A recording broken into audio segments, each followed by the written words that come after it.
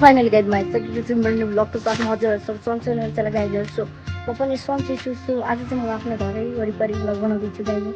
So सँगसँगै यहाँ चाहिँ हाम्रो मोहिरो हो, यहाँ चाहिँ हाम्रो पूजा गर्छ। यो चाहिँ टोरी हो गाइजहरू, यस बाटो चाहिँ हाम्रो घर आएपछि तेल बन्छ गाइजहरू। त्यहाँदेखि यहाँ चाहिँ कपडाहरू छन् गाइजहरू, बाँकी त केही छैन। यता पछाडि यस्तो हो गाइजहरू, हरियाली पनि हो।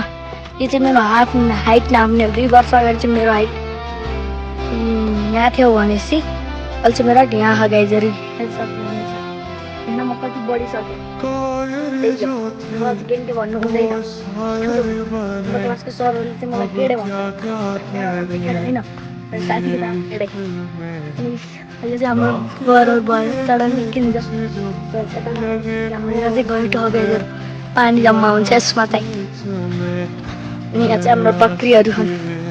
ओइ यो चाहिँ मेरो गेडे गेडे, त्यो चाहिँ मेरो शेखर नाम गरेको साथी, यो चाहिँ मेरो सिद्धान्त नाम गरेको साथी, अनि त्यो चाहिँ गोमन थाहा भएन।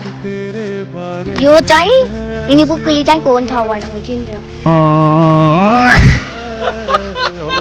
कोन थाहा भएन, म चिन्दिनँ। यति ठुलो रुख पनि हो, कति ठुलो हो गाइजहरू आफै हेर्नु हजुरहरूले।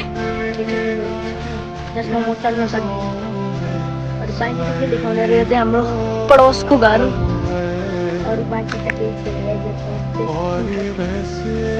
यो रुख चाहिँ मैले काटेको है गाइजहरू, कत्र काटेको नि मैले। तल्लो रुख हेर्न सक्नुहुन्छ, कति ठुलो हो।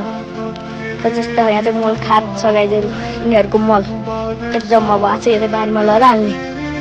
अरू यिनीहरूको बेडरुम गाइजहरू, बेडरुम हेर्न सक्नुहुन्छ। बेडरुम देखाइदिइहाल्नु। त्यहाँ चाहिँ हाम्रो चुनुमुनी छिन्। बिहान हिजो चाहिँ यसलाई मैले बोलाउँदा आएको थिएन, याद आउँछ।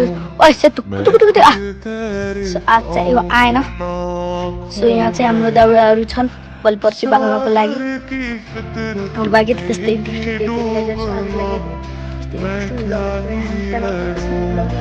सब्सक्राइब गर्नु लगाइदिनु।